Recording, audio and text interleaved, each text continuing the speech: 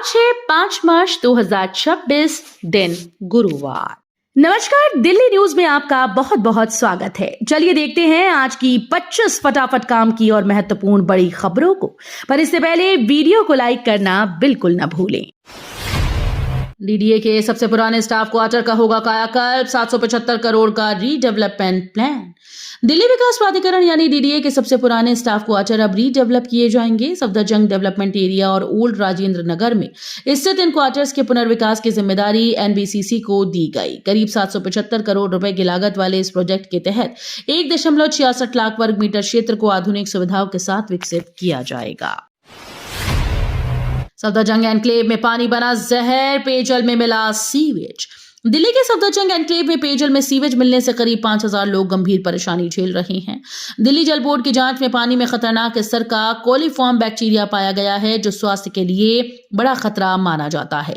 इलाके में जाम sewer line और ओवरफ्लो पानी की वजह से दूषित पानी की सप्लाई हो रही है। लोग पीने के लिए मिनरल वाटर और टैंकर पर निर्भर हो गए हैं, जिससे खर्च बढ़ गया है। स्थानीय निवासियों ने जल्द समाधान की मांग करते हुए स्वास्थ्य संकट की आशंका जताई है। दिल्ली विधानसभा की कूटनीतिक होली, 31 देशों के राजनयिक को संग दिया शांति का संदेश। वैश्विक तनाव के बीच दिल्ली विधानसभा ने होली मिलन समारोह आयोजित कर विश्व शांति और भाईचारे का संदेश दिया। विधानसभा अध्यक्ष विजेंद्र गुप्ता की मेजबानी में 31 देशों के राजदूत और राजनयिक इस कार्यक्रम में शामिल हुए। अतिथियों को भगवान बुद्ध की प्रतिमा भेंट कर शांति का प्रतीक संदेश दिया गया। समारोह में फूलों की होली, कथक नृत्य, लोक प्रस्तुतियां और सांस्कृतिक कार्यक्रमों ने भारतीय परंपरा की झलक दिखाई। रेसकोर्स झुग्गी मामला, हाईकोर्ट से बीआर कैंप निवासियों को 11 मार्च तक राहत।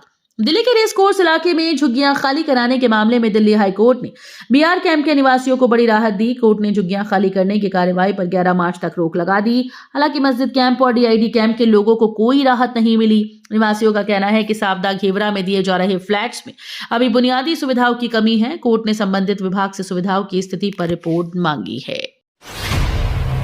मार्च में ही तपेगी दिल्ली, तापमान 36 डिग्री तक पहुंचने के आसार। दिल्ली एनसीआर में इस बार गर्मी ने समय से पहले दस्तक दे दी है और मार्च में ही तापमान रिकॉर्ड स्तर तक पहुंचने के संकेत मिल रहे हैं।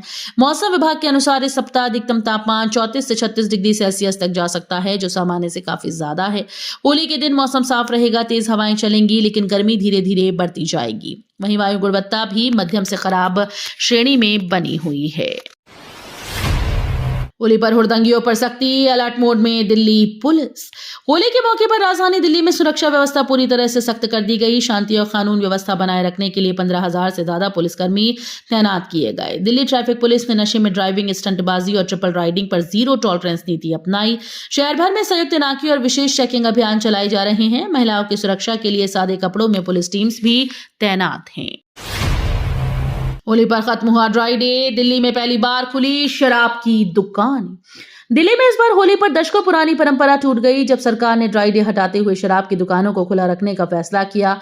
आबकारी विभाग के अनुसार ये निर्णय राजस्व नुकसान रोकने और अवैध शराब तस्करी पर लगाम लगाने के लिए लिया गया। जहां कई लोगों ने फैसले का स्वागत किया, वहीं कुछ दुकानदारों और सामाजिक संगठनों ने इसका विरोध किया। इस मुद्दे पर सियासत गर्मा गई और आम आदमी पार्टी ने सरकार पर गंभीर आरोप लगाए। विकसित दिल्ली के संकल्प संग सीएम रेखा गुप्ता की होली, जननिवास में उमड़ा जनसैलाब। होली के पावन अवसर पर दिल्ली की मुख्यमंत्री रेखा गुप्ता ने जननिवास में भव्य होली मिलन समारोह आयोजित कर लोगों को शुभकामनाएं दी। उन्होंने होली को एकता, नई आशाओं और सामाजिक सौहार्द का प्रतीक बताते हुए विकसित दिल्ली के निर्माण का संकल्प दोहराया। समारोह में बड़ी संख्या में लोग, जनप्रतिनिधि और कार्यकर्ता शामिल हुए। मुख्यमंत्री ने महिलाओं के सशक्तिकरण और युवाओं के अवसरों पर जोर दिया। सदर बाजार अनाज मंडी में भीषण आग, दमकल की 14 गाड़ियां मौके पर। दिल्ली के सदर बाजार स्थित अनाज मंडी में बुधवार शाम भीषण आग लगने से इलाके में अफरा तफरी मच गई। शाम करीब 4:30 बजे आग की सूचना मिलते ही दमकल विभाग की 14 गाड़ियां मौके पर पहुंची और आग बुझाने का अभियान शुरू किया। शुरुआती जानकारी के अनुसार आग एक दुकान से शुरू होकर तेजी से फैल गई। भीड़भाड़ और सकरी गलियों के कारण दमकल कर्मियों को काफी मुश्किलों का सामना करना पड़ा। ऑपरेशन मिलाप की बड़ी सफलता, 118 लापता लोगों को परिवार से मिलाया। दिल्ली के साउथ वेस्ट जिले में चलाए जा रहे ऑपरेशन मिलाप के तहत पुलिस ने फरवरी महीने में बड़ी सफलता हासिल की। अभियान के दौरान 118 लापता लोगों को खोजकर उनके परिवारों से मिलाया गया, जिसमें 31 नाबालिग शामिल हैं। पुलिस ने तकनीकी सर्विलांस, सीसीटीवी फुटेज और जमीनी स्तर पर पूछताछ के जरिए लोगों का पता लगाया। बस अड्डों, रेलवे स्टेशन और सार्वजनिक स्थानों पर भी तलाशी अभियान चलाया गया। फांसी घर विवाद में केजरीवाल तलब, 6 मार्च को विशेषाधिकार समिति के सामने पेशी। फांसी घर विवाद को लेकर आम आदमी पार्टी के राष्ट्रीय संयोजक और दिल्ली के पूर्व मुख्यमंत्री अरविंद केजरीवाल 6 मार्च को विधानसभा की विशेषाधिकार समिति के सामने पेश होंगे। उन्होंने समन स्वीकार करते हुए तय समय पर उपस्थित रहने की बात कही। केजरीवाल ने कार्यवाही में पारदर्शिता की मांग करते हुए लाइव प्रसारण कराने की अपील की। साथ ही उन्होंने दिल्ली सरकार पर निशाना साधते हुए कहा कि राजधानी प्रदूषण, टूटी सड़कों और स्वास्थ्य सेवाओं की समस्याओं से जूझ रही है। इजरायल ईरान तनाव के बीच दुबई से भारतीयों की सुरक्षित वापसी। इजरायल और ईरान के बीच बढ़ते सैन्य तनाव के बीच दुबई में फंसे भारतीयों को लेकर एक विशेष विमान नई दिल्ली पहुंचा। यात्रियों ने सुरक्षित स्वदेश लौटने पर राहत जताया और बताया कि यूएई सरकार ने हालात को बेहतर तरीके से संभाला। कुछ यात्रियों ने मिसाइल इंटरसेप्शन और इमरजेंसी अलर्ट देखे, लेकिन माहौल पूरी तरह से अस्थिर नहीं था। उड़ानों के रद्द होने से लोग परेशान जरूर हुए, मगर भारतीय दूतावास और स्थानीय प्रशासन के सहयोग से उनकी सुरक्षित वापसी संभव हो सकी। नियम उल्लंघन पर 81.79 लाख भारतीय अकाउंट्स पर कार्रवाई। जनवरी 2026 में व्हाट्सएप ने भारत में 81,79,740 अकाउंट्स को बंद कर दिया। कंपनी की रिपोर्ट के मुताबिक ये कार्रवाई यूजर शिकायतों, सरकारी निर्देशों और नियमों के उल्लंघन के मामलों में की गई। खास बात यह है कि इनमें से 19,83,760 अकाउंट्स को किसी शिकायत से पहले ही सिस्टम ने खुद पहचान कर हटा दिया। भारत व्हाट्सएप का सबसे बड़ा बाजार है, इसलिए प्लेटफॉर्म पर निगरानी और सख्त कदम लगातार बढ़ाए जा रहे हैं। कट्टर ईमानदार, होली में रंगे केजरीवाल, आप नेताओं का शक्ति प्रदर्शन। देश भर में होली का उत्सव धूमधाम से मनाया जा रहा है। वहीं आम आदमी पार्टी के नेताओं ने भी खास अंदाज में होली मनाई। पार्टी के राष्ट्रीय संयोजक अरविंद केजरीवाल ने पूर्व उप मुख्यमंत्री मनीष सिसोदिया के घर कट्टर ईमानदार होली खेली। इस दौरान कई वरिष्ठ नेता और कार्यकर्ता मौजूद रहे। केजरीवाल ने सोशल मीडिया पर तस्वीरें साझा करते हुए कहा कि साजिशों और आरोपों के बीच भी पार्टी की ताकत जनता का भरोसा और ईमानदारी है। पुश्ता रोड हादसों पर सख्ती, भारी वाहनों की एंट्री बंद। दिल्ली के सोनिया विहार पुश्ता रोड पर लगातार हो रहे सड़क हादसों के बाद प्रशासन ने बड़ा कदम उठाया। दिल्ली पुलिस ने इस मार्ग पर भारी वाहनों के आवागमन पर रोक लगा दी। पिछले 1 महीने में डंपर हादसों में एक बच्ची समेत 2 लोगों की मौत हो चुकी है, जिससे स्थानीय लोगों में नाराजगी है। सड़क को चौड़ा करने और एलिवेटेड रोड बनाने का प्रस्ताव प्रक्रिया में है, लेकिन यमुना क्षेत्र होने के कारण अंतिम फैसला अब एनजीटी की मंजूरी के बाद ही लिया जाएगा। खाड़ी देशों में फंसे एमपी के लोगों के लिए मोहन सरकार का बड़ा कदम। खाड़ी देशों में फंसे मध्य प्रदेश के नागरिकों की मदद के लिए मोहन सरकार ने बड़ा कदम उठाया। मध्य प्रदेश भवन नई दिल्ली में 24/7 कंट्रोल रूम स्थापित किया गया, जो विदेश में रह रहे प्रदेशवासियों को सहायता और मार्गदर्शन देगा। सरकार ने हेल्पलाइन नंबर भी जारी कर दिया है, जिन पर फंसे लोग और उनके परिजन संपर्क कर सकते हैं। जरूरत पड़ने पर भारत सरकार और संबंधित एजेंसी से समन्वय कर मदद पहुंचाई जाएगी। आप नेताओं पर सरकारी कर्मचारियों से मारपीट का आरोप। राजधानी दिल्ली के शालीमार बाग इलाके में आम आदमी पार्टी से जुड़े नेताओं पर सरकारी कर्मचारियों के साथ मारपीट और धमकी देने के गंभीर आरोप लगे। 2 मार्च को सीए ब्लॉक के एक सार्वजनिक पार्क में बिना अनुमति टेंट लगाए जाने को लेकर विवाद हुआ। नगर निगम के कर्मचारी राजकुमार की शिकायत के अनुसार अनुमति पूछने पर आरोपियों ने कर्मचारियों के साथ अभद्र व्यवहार, मारपीट और जान से मारने की धमकी दी। ईरान इजरायल संघर्ष से उमरा यात्रा पर संकट, भारतीय यात्रियों और आयोजकों को बड़ा झटका। पश्चिम एशिया में बढ़ते ईरान इजरायल संघर्ष का असर अब उमरा तीर्थ यात्रा पर साफ दिखाई दे रहा है। हवाई क्षेत्र बंद होने और उड़ानें रद्द होने से भारत समेत कई देशों के तीर्थयात्री सऊदी अरब में फंस गए हैं, जबकि हजारों लोगों ने अपनी यात्रा रद्द कर दी है। रमजान के दौरान उमरा की बढ़ती मांग के बीच अचानक आई इस स्थिति से भारतीय टूर ऑपरेटर्स को भारी आर्थिक नुकसान होने की आशंका है। विशेषज्ञों का कहना है कि अगर तनाव जारी रहा तो आगामी हज यात्रा भी प्रभावित हो सकती है। अमेरिका में तलाक, भारत में केस, दिल्ली हाईकोर्ट का बड़ा फैसला। अमेरिका में तलाक और फाइनल सेटलमेंट के बाद भारत में दर्ज आपराधिक केस को दिल्ली हाईकोर्ट ने रद्द कर दिया। कोर्ट ने कहा कि जब दोनों पक्ष विदेशी अदालत में आपसी सहमति से विवाद सुलझा चुके हैं और महिला सेटलमेंट की रकम भी स्वीकार कर चुकी है, तो उसी मामले पर भारत में दोबारा केस चलाना कानून की प्रक्रिया का गलत इस्तेमाल है।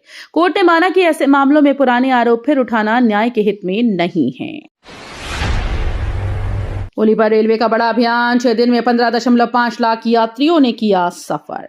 होली के त्योहार को देखते हुए रेलवे ने यात्रियों की सुविधा के लिए बड़ा अभियान चलाया। दिल्ली क्षेत्र से पिछले 6 दिनों में करीब 15.5 लाख यात्रियों ने ट्रेन से यात्रा की। बढ़ती भीड़ को संभालने के लिए 3 मार्च को 22 विशेष ट्रेन चलाई गईं और कई ट्रेन में अतिरिक्त डिब्बे जोड़े गए। प्रमुख रेलवे स्टेशन पर सुरक्षा, बैरिकेडिंग, हेल्प डेस्क और सफाई व्यवस्था मजबूत की गई। रेलवे ने यात्रियों से अपील की है कि समय से पहले स्टेशन पहुंचे और प्रशासन के निर्देशों का पालन करें। त्योहारों से पहले नकली सामान का बड़ा खेल, बेनकाब लाखों का माल जब्त। त्योहारी सीजन से पहले दिल्ली पुलिस के क्राइम ब्रांच ने एक्सपायर्ड और नकली तरीके से दोबारा पैक किए गए सामान के बड़े रैकेट का पर्दाफाश किया। छापेमारी में लाखों रुपए के खाने पीने और कॉस्मेटिक उत्पाद जब्त किए गए। पुलिस ने आरोपी अकरम अंसारी को गिरफ्तार किया, जो एक्सपायर्ड सामान सस्ते में खरीद कर नई एक्सपायरी डेट लगवाता था और बाजार में बेचता था। स्टॉक मार्केट निवेश के नाम पर 17 लाख की ठगी, 3 आरोपी गिरफ्तार। दिल्ली में स्टॉक मार्केट निवेश के नाम पर 17 लाख रुपए की साइबर ठगी का मामला सामने आया है। पुलिस ने इस मामले में 3 आरोपियों को गिरफ्तार किया, जबकि एक महिला को पाबंद किया गया। पीड़ित को व्हाट्सएप ग्रुप में जोड़कर ऊंचे रिटर्न का लालच दिया गया, निवेश करवाया गया। जब पैसे निकालने की कोशिश की गई तो ठगों ने अतिरिक्त रकम मांगी। जांच में पता चला कि ठगी की रकम फर्जी खातों और डिजिटल प्लेटफॉर्म के जरिए आगे ट्रांसफर की गई।